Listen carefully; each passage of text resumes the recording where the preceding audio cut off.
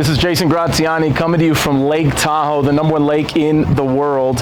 And this video isn't about how great the lake is, but this is for my anxiety community. This is for the people that struggle with small things, being able to do these small things. And if you know of somebody that has anxiety, or if you have anxiety, you know what I'm talking about. I thought about this trip and how many different opportunities I had that would make me want to cancel this. Let me just walk you through it. If you have anxiety and you're scheduling a trip, you might be thinking about your flight, and you may have anxiety about flying. And that may change your behavior as to when you're going to book your flight and what the weather's going to be like when you're having a flight. You may be even thinking about where your seat is on the airplane because you're worried about these things. Who's going to be sitting next to you, how you're going to be feeling, what book you're going to read, or what medicine you're going to take. And it stresses you out, and it's enough to almost want you to not be at a beautiful place like this. I can tell you that. You get through the flight, you go through it. I have to look outside the window the entire time. I have to sit by the window, and I see people sleeping on flights. I can't sleep on flights. I see people that are enjoying a book, and I try to read, but every single movement, every single loss of visibility, it takes me right back. My anxiety level high, sweating, going through all these different physical feelings, emotional, physical, reading books about anxious for nothing, making sure that you're doing all these little things, your lavender smells, or all these different items. And I'm just sharing this because if you have this, or you know somebody, you know how difficult it is. Just getting through the flight experience, you get in, and then you're in a car rental situation, and then you're thinking about who's driving. Am I driving? Am I going up hills? Because that's another anxiety level, is going up the hills. And I'm thinking, while I'm flying, I was even saying to myself, is it worth it to go to this trip? And because of how much you have to overcome and how much you have to do in order to just do it. And then I'm getting in the car, and I have to organize a certain car, and I have to rent a certain car, and I have to have a certain person drive me that I trust. And then I'm thinking, while I'm driving, is it worth making this trip just for what I have to go through in this drive? And then I'm thinking about the next level when we get to the house. Where's my room? Where am I going to stay? What are we going to get up? What's the schedule like? Freaking out and not knowing the schedule and not knowing your plan and how you're going to do this plan. And just even doing a filming and talking about this type of thing is tremendously difficult.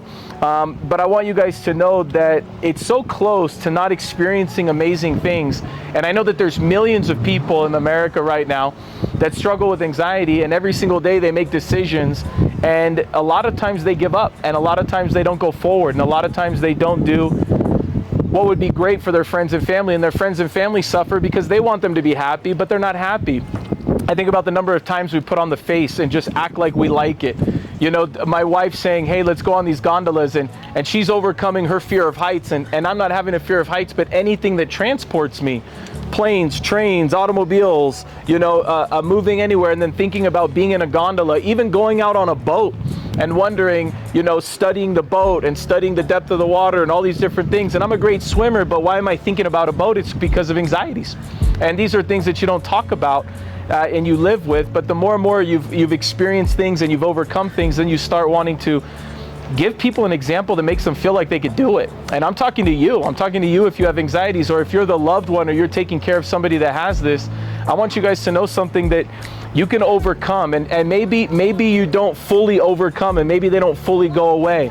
I think about the medications that I've taken. I think about the books that I've read, about the people that I've talked to, about so many people telling me things like, oh, don't worry about it. It's nothing. It's fine. It's free. It's nothing. Of course it's something. Of course it's something. It's difficult. It's easy to say that it's easy to do because you don't understand. And it's okay that you don't understand, because when I see things in other people that I don't understand, I too say, don't worry about it. It's fine. We're going to do this. We're going to do this. But in reality, it's not fine all the time. And so instead of overcoming it or permanently defeating it, although that's the goal, sometimes you have to just learn how to live with it. And sometimes you have to understand, like, hey, it's not going to be a perfect day. It's going to be difficult. There's so many things that I can't do, and that if I do, it takes me so much time, energy, emotion, feeling, sweating. It's just feeling just that anxiety. And it's just, for those of you that don't know what that feels and you want to know what it feels like for somebody else, it's paralyzing. It's annoying. It makes you feel small. It makes you feel less. It takes you away from beautiful experiences that other people get to see having fun, but you don't get to have fun. And today we went up to the top of the mountain, and the entire time I had to look one direction. I couldn't even talk to the people that were on the the boxcar with me, or whatever you call it, the gondola. And I just want you guys to know something. As I sit here today and I am preparing to have a great meal with my family and friends, I could tell you 12 different things that if it was up to me, I wouldn't have even gone on the trip. I would have punted the ball. I would have played it safe. And that's also a form of quitting. And sometimes when we give into our fears and we give into our anxieties, we're really just quitting. And we're quitting on experiences, and you got to fight one more day, and you got to try one more time, and you have to stress out one more time. And little by little, you'll start making minor victories. And just like the stock market, sometimes you're going to go up and then you're going to go back down a little bit, and that's okay. It's okay. Sometimes you'll regress. Sometimes it's not going to be where you want it to be. But I want you to know that this world there's so many wonderful things in the world to see, to do, and people to share experiences with. But you can't let the anxieties win. It's you're going to win or the anxieties are going to win. And every day I get up, there's something in my day where the anxieties start creeping up, and I have to decide, are the anxieties of a large crowd going to win, or am I going to operate in a large crowd?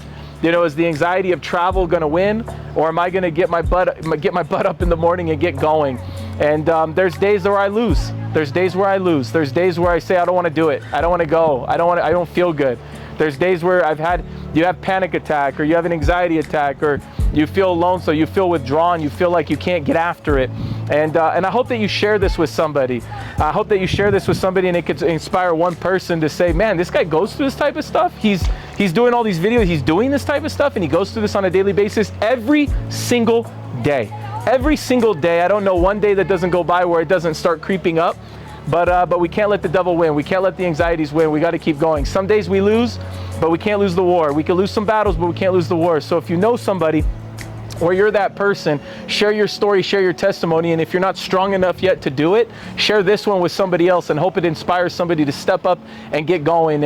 And hopefully you could let us know if there's any other content that we could film for you or talk about for you. But being a leader is about tackling a lot of the discomforts of life, and anxiety is one of the biggest things that people in America deal with. And the answer isn't always medicine. The answer is sometimes just watching this and hearing somebody else go through it and feeling motivated, feeling supported, and knowing that it's okay to feel like you're losing the battle sometimes, because you're not going to lose the war. I hope you choose to be a leader for life. I hope you take care. I hope nothing but the best for your family, and God bless each and every one of you guys. Let's go rock it. And I highly recommend Lake Tahoe. God bless you guys.